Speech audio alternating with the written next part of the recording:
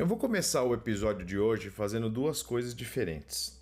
A primeira é botar esse cara aqui mais perto.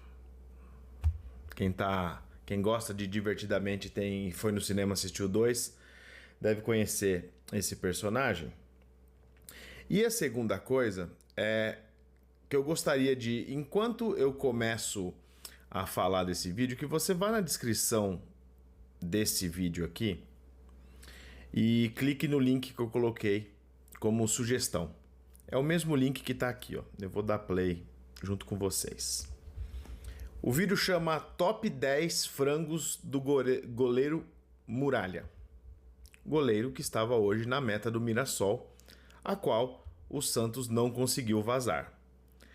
Fala pessoal, tudo bem? De volta para mais um episódio do meu canal do Santos para falar de 0 Mirassol, 0 Santos. Esse é o pós-jogo de hoje. Tá mantida a escrita, não conseguimos ganhar em Mirassol de jeito nenhum. Conquistamos nosso primeiro ponto vindo de um empate. Estamos a 3 pontos da liderança, fora do G4, apesar que estamos com um pontinho atrás do quarto colocado. Toda essa volta para falar apenas de uma coisa. O Santos é um time hoje que não tem alma. É um time que simplesmente entra em campo para disputar uma partida de futebol. Ele não é um time profissional disputando uma competição profissional em busca de um objetivo. É simplesmente 23 caras dentro de um grupo que entram, participam de um jogo de futebol, saem, dão entrevista, ficam em hotel, andam de avião, andam de ônibus, tem que dar ali algumas declarações e ganham uma quantidade razoável de dinheiro que eu imagino que nem você que me assiste, muito menos eu que estou falando, ganhamos mensalmente. E aí, a leitura que eu faço depois desse empate de hoje é que a impressão que passa é que todos os outros times da Série B são times de futebol cujo o trabalho é treinar para melhorar dentro do esporte futebol. O time do Santos parece que jogar bola é o segundo emprego. Eu acho que o Otero deve ser vendedor de alguma coisa na praia, que o Guilherme pode ser um cara que pode ter um escritório de advocacia, o Juliano pode ser um cara que tem um comércio próprio. E aí, esses caras têm um grupo no WhatsApp que o administrador é o Fábio Carilli, que fala assim, ô moçada, vamos ter um jogo ali fora, tal, topa pegar um ônibus, vamos ver o que acontece aí, galera tem corrido durante a semana, tá rolando tudo bem, todo mundo tá inteiro pra jogar? Ah, tá inteiro, tal, todo mundo pagou a mensalidade? Ah, pagou a mensalidade, então vamos pro jogo. E vai, porque todo jogo, o outro time sempre tem um padrão, um esquema, uma forma de jogar que claramente é fruto de uma repetição. E o Santos é um negócio que vai muito no intuitivo. O que é uma ironia vindo de uma escola, de um técnico que fala que não faz nenhum tipo de alteração. Ou seja, a repetição deveria ser algo já cansado dentro desse elenco, deve ser alguma coisa exaustivo, porque você sempre faz as mesmas coisas do mesmo jeito, então deveria estar num nível de memorização, esse padrão de jogo, que não justifica uma apresentação tão abaixo como foi hoje contra o Mirassol. E assim, de verdade, se o Santos tem um grupo de pessoas que está com o segundo emprego encaminhado, algumas peças a gente tem que destacar. Se o Santos é o segundo emprego desses caras, com certeza o Juliano é da Cipa. Porque nada explica o Juliano ter ficado o jogo inteiro não tendo função nem no ataque e nem no meio de campo, não criou, não aproximou, não chutou no gol, não foi segundo atacante, não foi meia, e ele ficou o jogo inteiro com aquela moleza dele que não consegue jogar, não consegue dar fluidez no meio campo.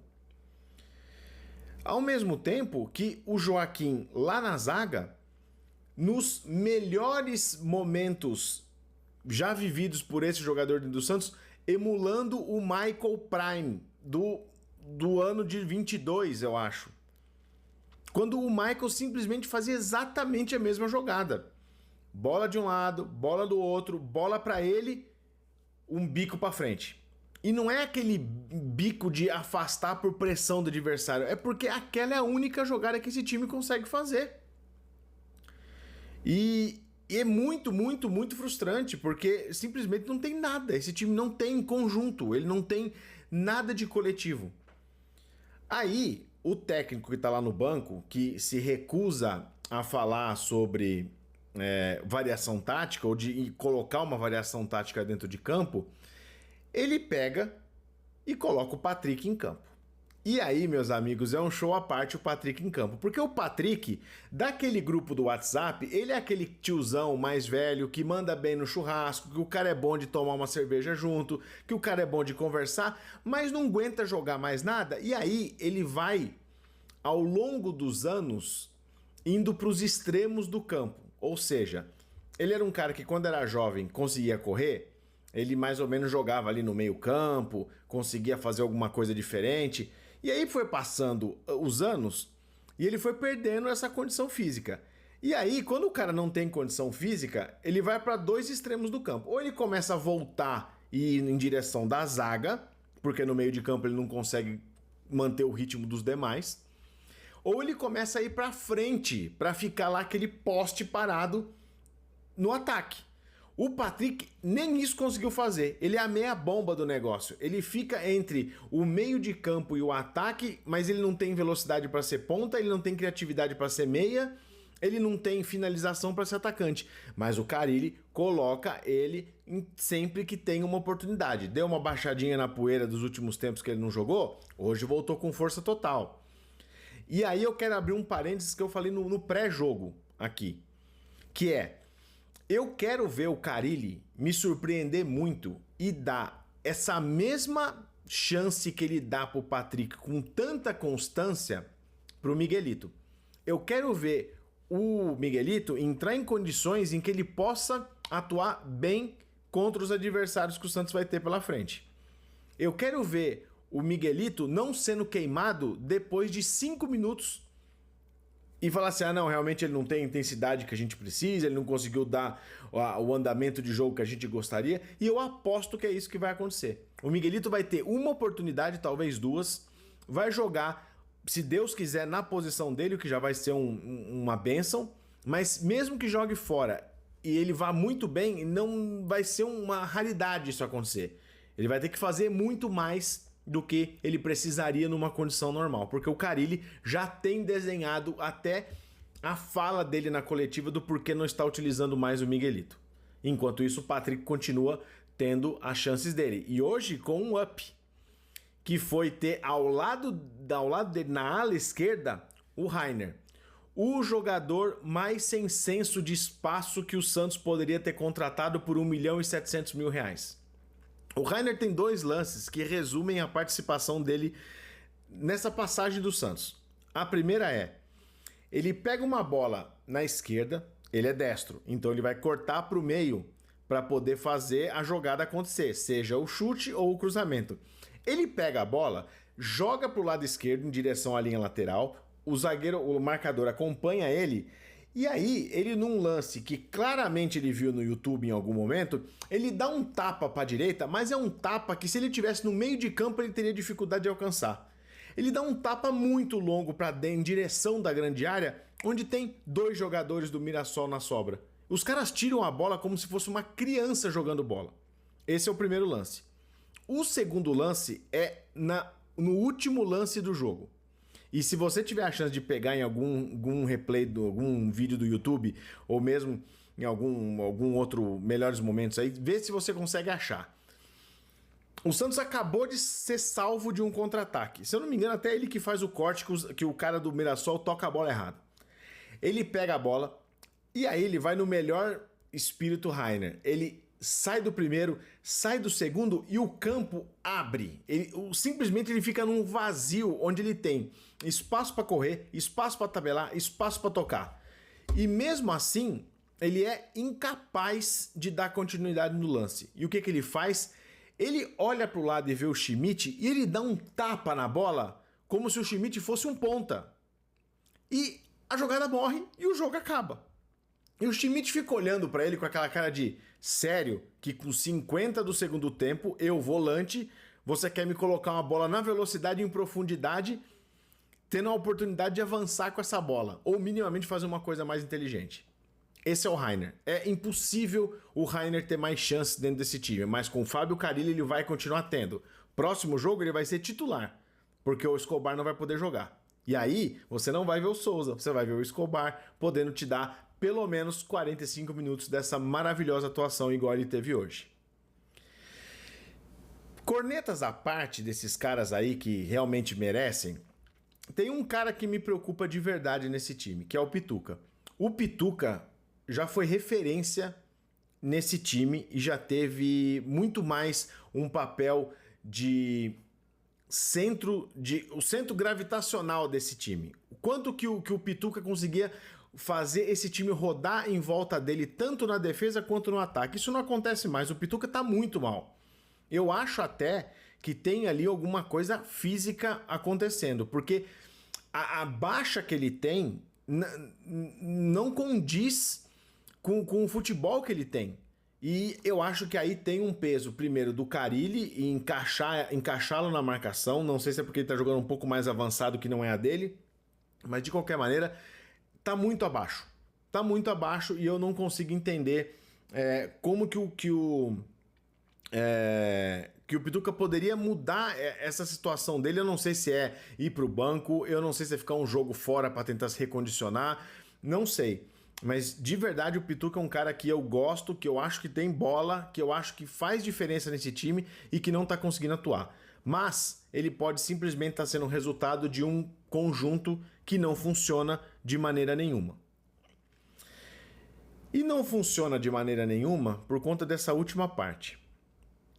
O Carille ganhou do Goiás, o Tadeu deu aquela força monstra para fazer os 3 pontos e hoje o time simplesmente não fez nada. No primeiro tempo o Santos não atacou, o Santos deu 11 chutes no gol, 5 foram defesas, mas defesas assim que não são que o goleiro exigiu. O Brazão foi muito mais exigido que o Muralha, e o Muralha, entrem no link para ver do que o Muralha é capaz.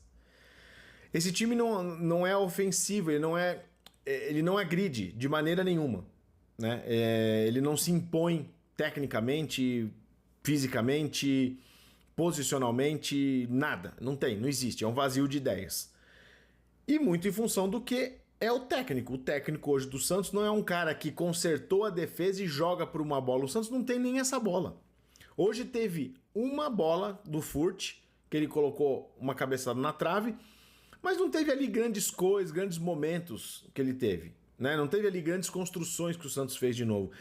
Tanto é que ele segue a cartilha dele de que ele muda peças para tentar mudar o esquema, quando na verdade ele só muda peças, porque o esquema continua funcionando exatamente igual ou horrorosamente igual. Ele tira, por exemplo, o Furt, que é um cara de referência dentro da área, que faz bem o pivô e que tem jogada aérea, e coloca o Bigode. E o que o time começa a fazer na sequência dessa substituição? Lançar a bola para dentro da área. E o Bigode tem 1,53 m de altura. Não vai acontecer. Ou você constrói para que a formação desse time no ataque com o Bigode seja pelo chão, e quando tiver o Furt seja pelo chão e pelo alto, porque você ganha uma variação, uma opção, ou você avisa, quando subir a plaquinha que vai entrar o Bigode, avisa o pessoal dentro do time que não conseguiu perceber que o Bigode é baixo e fala: moçada, agora é pelo chão. Ele é baixo, não dá para ir pelo alto.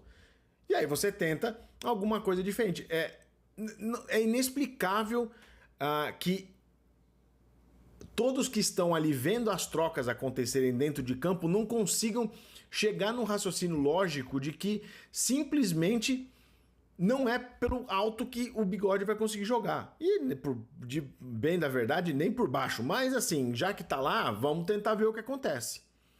Então, assim, é um conjunto de coisas que pra mim já derreteu nesse time. Já não existe mais nada de positivo que você tira desses caras. E pra fechar, se continuar nesse jeitão aí que a coisa tá sendo levada, não sobe. Não vai subir. Esquece. Não vai subir porque não tem técnica suficiente, não vai subir porque não tem gás suficiente pra ser intenso durante o jogo.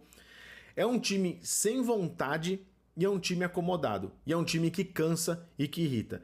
Eu consegui começar o vídeo antes do Felipe Noronha e vou terminar ele depois. E olha que ele é um cara que costuma esticar bem em dia de derrota. Pra você ver como as coisas estão difíceis por lá. Bom, deixo vocês aqui com esse 0-0 horrível que o Santos mais uma vez protagonizou. Enquanto eu me despeço, você não se esqueça de se inscrever no canal, de dar os likes. Os últimos vídeos tem caído o número de likes, apesar do número de views ter se mantido, mas pô, dá uma força aí, clica no botãozinho do like, me ajuda também a crescer um pouquinho nessa parte. Não se esquece de comentar. Me diz também o que você achou do jogo, o que você acha que eu falei que você concorda, o que você discorda, e a gente se encontra no próximo episódio do meu canal do Santos. Tchau, pessoal!